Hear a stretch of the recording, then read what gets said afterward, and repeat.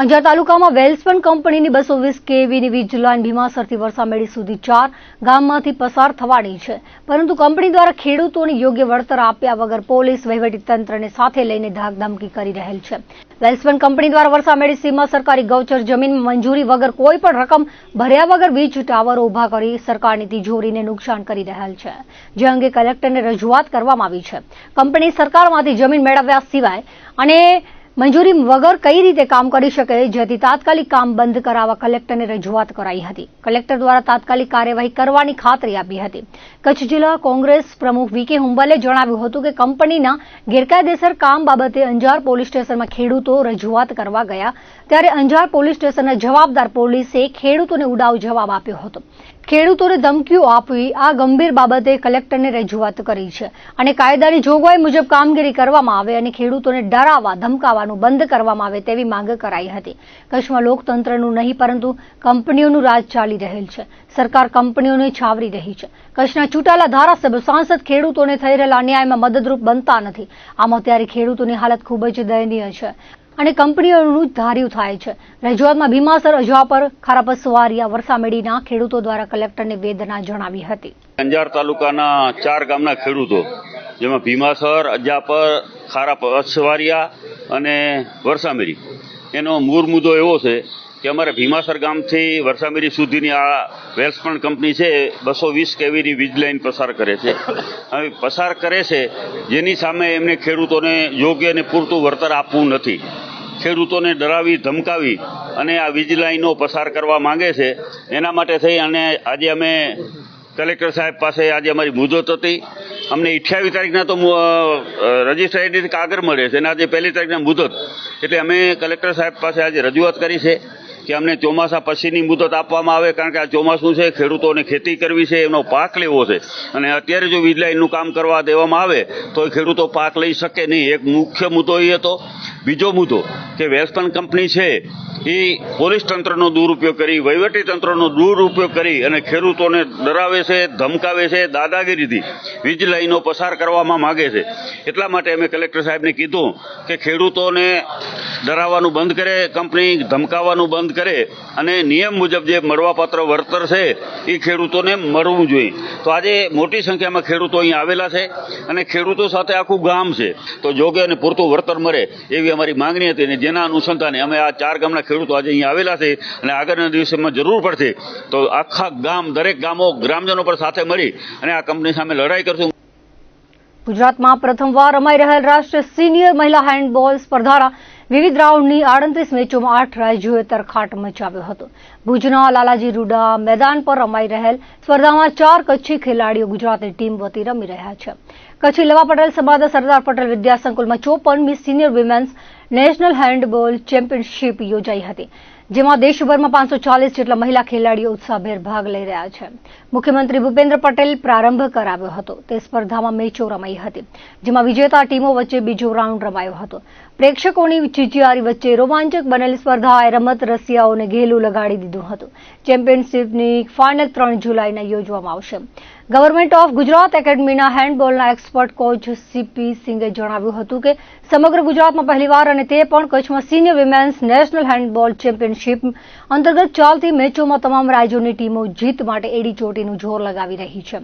નિરીક્ષકોએ ઉત્કૃષ્ટ મહિલા ખેલાડીઓને ભારત દેશની હેન્ડબોલ માટે પસંદ કરતા નામો તારવ્યા હતા, જેને હવે વિશિષ્ટ તાલીમ બાદ કોમનવેલ્થ અને ઓલિમ્પિક સ્પર્ધાઓની તૈયારીઓ કરાવાશે। ગુજરાતની ટીમમાં 4 યુવતીઓ કચ્છની છે। બિન ક્રિકેટ સ્પર્ધાઓનો કચ્છમાં આવી રહેલ બદલાવ દર્શાવે છે તેવું કલેક્ટર આનંદ પટેલે જણાવ્યું હતું। સ્પર્ધાની શપથવિધિ જિલ્લા પોલીસ વડા વિકાસ સુંડાના હસ્તે કરાઈ હતી। તેમણે કહ્યું હતું કે કચ્છી લેવા પટેલ સમાજ કચ્છમાં રાષ્ટ્રીય કક્ષાનું ઇન્ડોર હેન્ડબોલ મેદાન વિકસાવે તે મોટી સ્પર્ધાની ફળશ્રુતિ ગણાશે। ટ્રસ્ટના અધ્યક્ષ ગોપાલભાઈએ ઉમેર્યું હતું કે જિલ્લા પોલીસ અધિક્ષક ખુદ રાષ્ટ્રીય બાસ્કેટબોલ રમી ચૂક્યા છે, તેથી આવાસ, ભોજન અને સ્પર્ધા માટે તેમનું સચોટ માર્ગદર્શન મળ્યું હતું। ધજા પતાકાથી સજાવેલ મેદાનની છટા ખેલાડીઓને આકર્ષી રહી છે। 25 રાજ્યોની ખેલાડી મહિલાઓ પૈકી ઘણા પ્રથમવાર ગુજરાત કે કચ્છ આવ્યા છે। સ્પર્ધા વચ્ચેના સમયે તેમને માંડવી બીચ, સફેદ રણ, રોડ ટુ હેવન, ધોળાવીરા, આયના મહેલ, ભુજોડી સહિતના પ્રવાસન સ્થળોની મુલાકાતની વ્યવસ્થા લેવા પટેલ સમાજ દ્વારા કરાઈ છે, જેના કારણે દેશભરની ટીમોને કચ્છ દર્શનનો લાભ પણ મળ્યો હતો। આ 54મી મહિલા હેન્ડબોલ ટુર્નામેન્ટ અહીંયા આપણે લાલજી રૂડા પિંડોરિયા ગ્રાઉન્ડ ખાતે યોજાઈ રહી છે. 28 તારીખથી મુખ્યમંત્રીશ્રીએ ઉદ્ઘાટન કર્યું. ત્યારબાદ અત્યારે ક્વાર્ટર ફાઇનલ સુધીનો તબક્કો પૂર્ણ થયો છે. સાંજે સેમિફાઇનલ રમાશે અને ત્યારબાદ આવતીકાલે ફાઇનલ રમાશે. તો એમાં આપણી ગુજરાતની ટીમ પણ, જેમાં આપણી કચ્છની 4 ખેલાડી સામેલ છે, એ આપણી ગુજરાતની ટીમ પણ સેમિફાઇનલમાં ચોક્કસ પહોંચી જશે. એ પ્રમાણેનો એનો દેખાવ છે અને સાંજે सेमीफाइनल रमाશે. स्पोर्ट्स अथॉरिटी ऑफ गुजरात की जो हैंडबॉल एकेडमी महसाना में, उसमें एज एक्सपर्ट कोच काम करता हूँ वहाँ पे. तो जहाँ पे इस एकेडमी में गुजरात के जो बेस्ट प्लेयर हैं उनको हम सिलेक्ट करते हैं और एससीजी मतलब स्पोर्ट्स अथॉरिटी ऑफ गुजरात की तरफ से उनका पूरा रहने का, खाने का, एजुकेशन, बाहर एक्सपोजर, सारा खर्चा गवर्नमेंट ऑफ गुजरात के द्वारा किया जाता है. ये आपको मैं बता दूं, बड़ा अच्छा लग रहा है कि गुजरात में फर्स्ट टाइम पहली बार वीमेन सीनियर हैंडबॉल चैंपियनशिप करवाई जा रही है. अब से पहले नहीं हुई थी ये. तो इसमें ये 28 तारीख से स्टार्ट हुआ था और माननीय मुख्यमंत्री जी ने इसका उद्घाटन किया था, जिसमें 26 टीमों ने भाग लिया था. ये tournament league cum knockout basis पे हुआ था और आज जो मैचेस चल रहे हैं वो मैचेस क्वार्टर फाइनल मैचेस हैं. अभी आपके सामने गुजरात और चंडीगढ़ का मैच चल रहा है. दूसरे ग्राउंड पे दिल्ली और केरला का मैच चल रहा है. तो इसमें जो 8 टीमें होती हैं उनका क्वार्टर फाइनल होगा. उसके बाद में 4 टीमें जाएंगी, शाम को उनका सेमीफाइनल मैचेस होगा. इसका फाइनल कल सुबह किया जाएगा क्योंकि शाम को 2 सेमीफाइनल मैचेस होंगे और उनमें से जो 2 टीमें जीतेंगी वो फर्स्ट और सेकंड प्लेस यानी कि फाइनल के लिए वो खेलेंगे. वो પસ્તી ગ્રુપ દ્વારા વર્ષ 2011 થી ભુજના અલગ અલગ વિસ્તારોમાં ઘરે ઘરે જઈ પસ્તીનું દાન ઉઘરાવવામાં આવે છે. પસ્તીનું વેચાણ કરી તેમાંથી જે ફંડ ઉભો કરી નોટબુક, બોલપેન, ફૂટપટ્ટી, બેસ્ટ ઓફ લક કિટ જેવા સાધનો ખરીદ કરવામાં આવે છે. ભુજની સરકારી શાળામાં અભ્યાસ કરતા જરૂરતમંદ વિદ્યાર્થીઓ માટે શૈક્ષણિક કીટ તૈયાર કરવામાં આવે છે. છેલ્લા 13 વર્ષથી યોજાતા કાર્યક્રમ અંતર્ગત અત્યાર સુધી અંદાજે 19,000 વિદ્યાર્થીઓને શૈક્ષણિક કીટનું વિતરણ કરવામાં આવ્યું છે. દર વર્ષની જેમ 14મા વર્ષે ભુજ નગરપાલિકાના સહયોગથી ટાઉન હોલમાં શૈક્ષણિક કીટ વિતરણનો કાર્યક્રમ યોજાયો હતો. ભુજના ધારાસભ્ય કેશુભાઈ પટેલ અધ્યક્ષ સ્થાને યોજાયો હતો. અતિથિ વિશેષ તેમજ ઉપસ્થિતદાતાઓ દ્વારા દીપ પ્રાગટ્ય કરી કાર્યક્રમને ખુલ્લો મૂકવામાં આવ્યો હતો. સરકારી શાળામાં અભ્યાસ કરતા જરૂરતમંદ વિદ્યાર્થીઓએ તાળીઓના ગડગડાટથી આમંત્રિત મહેમાનોનું સ્વાગત કર્યું હતું. મહેમાનોએ પ્રસંગને અનુરૂપ ઉદબોધન આપી બાળકોને અભ્યાસમાં મન લગાવવા માટે અને ભણીને આગળ વધવા માટે પ્રેરણા આપી હતી. ભુજની શાળાના બાળકોને શાળાએથી ટાઉન હોલ સુધી લઈ આવવા જવા માટે વ્યવસ્થા કરવામાં આવી હતી. 1100 જેટલા વિદ્યાર્થીઓને વિનામૂલ્યે શૈક્ષણિક કીટનું વિતરણ કરવામાં આવ્યું હતું. ધારાસભ્ય કેશુભાઈ પટેલ અને ડોક્ટર મુકેશ ચંદે દ્વારા જણાવવામાં આવ્યું હતું કે આવતા વર્ષે પસ્તી ગ્રુપ દ્વારા વિદ્યાર્થીઓને વિતરણ કરવાની શૈક્ષણિક કીટમાં અમે પણ સહભાગી થશું. સમગ્ર કાર્યક્રમમાં જે શૈક્ષણિક કીટ બનાવવાની અને વિતરણ કરવાની વ્યવસ્થા પસ્તી ગ્રુપના સભ્યો દ્વારા કરવામાં આવી હતી. બાળકોને ઇનામ રૂપે શૈક્ષણિક કીટ મળતા તેમના ચહેરા પર અનોખો સ્મિત લહેરાયો હતો. 2011 થી પસ્તી ગ્રુપની સ્થાપના થઈ છે. આજના દિવસે અમે 1100 વિદ્યાર્થીઓને કીટ વિતરણ કાર્યક્રમ હતો. એમાંથી 400 વિદ્યાર્થીઓને ટાઉન હોલમાં બોલાવવામાં આવ્યા છે. એ બધાને પસ્તી દાતાઓ શ્રીના હસ્તે કીટ વિતરણ કરવામાં આવ્યું છે અને બાકીના વિદ્યાર્થીઓને એની સ્કૂલમાં જઈ અને કીટ આપવામાં આવશે.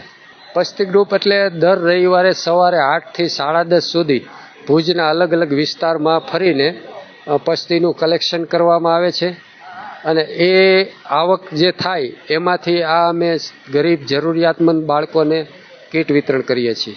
આજે ભુજના અમારા પસ્તીદાતા છે અને ધારાસભ્યશ્રી છે કેશુભાઈ પટેલ, પછી નગરપાલિકાનો દર વખતે સહયોગ હોય છે એવા નગરપાલિકાના મહીદીપસિંહ જાડેજા કારોબારી ચેરમેન, રાજેન્દ્રસિંહ જાડેજા, ડૉક્ટર મુકેશ ચંદે સાહેબ, પ્રફુલ્લસિંહ, આવા બધા અલગ અલગ ક્ષેત્રના બી પસ્તીદાતાઓ નિષ્ણાંતો હોય જે પોતાના ક્ષેત્રના, એ બધા અગ્રણીઓ હાજર હતા. અત્યારે અમે 15 સ્કૂલોને વિતરણ કાર્ય કરવામાં આવ્યું છે. કલા વારસો દર વર્ષે વિશ્વ સંગીત દિવસની ઉજવણી કરે છે. આ વખતે એક સપ્તાહમાં વિશ્વ સંગીત દિવસ, યોગ દિવસ અને કચ્છીઓનું નવું વર્ષ એમ ત્રિવેણી તહેવારોને ઉજવવા રૂહજી રયાણ દ્વારા ટાઉન હોલ ખાતે કાર્યક્રમ રાખવામાં આવ્યો હતો. જેમાં કલાકારોના સ્નેહ મિલનમાં કચ્છના વડીલ કલાકાર ગોપાલ નઝાર, ઉમર જત, એમનાબેન ગીર, રાજભાઈ પારાણી, દેવીબેન આહિર અને મુસાપાડાના હસ્તે દીપ પ્રાગટ્યથી શુભારંભ કરવામાં આવ્યો હતો. પ્રથમ વખત એક સાથે કચ્છના લોક સંગીતના 427 લોક કલાકારો રયાણમાં એકત્રિત થયા હતા અને તહેવારોની ઉજવણી કરીને કચ્છના લોક વારસાને જાળવી રાખવા સંકલ્પ લીધો હતો. તનિષા ખાને કલાકારોને આવકાર્યા અને ભારમલ સંજોટે 12 વર્ષની મુસાફરીનો પ્રેઝન્ટેશન કરીને કામગીરીનો અહેવાલ રજૂ કર્યો હતો. 7 કલાકારો સાથે શરૂ કરેલી સંસ્થા 495 કલાકારોને જોડ્યા છે. તેઓ સાથે સંગીત રયાણ, રિયાઝ શાળા, દસ્તાવેજીકરણ અને સામાજિક સુરક્ષા જેવી કામગીરી કરી છે.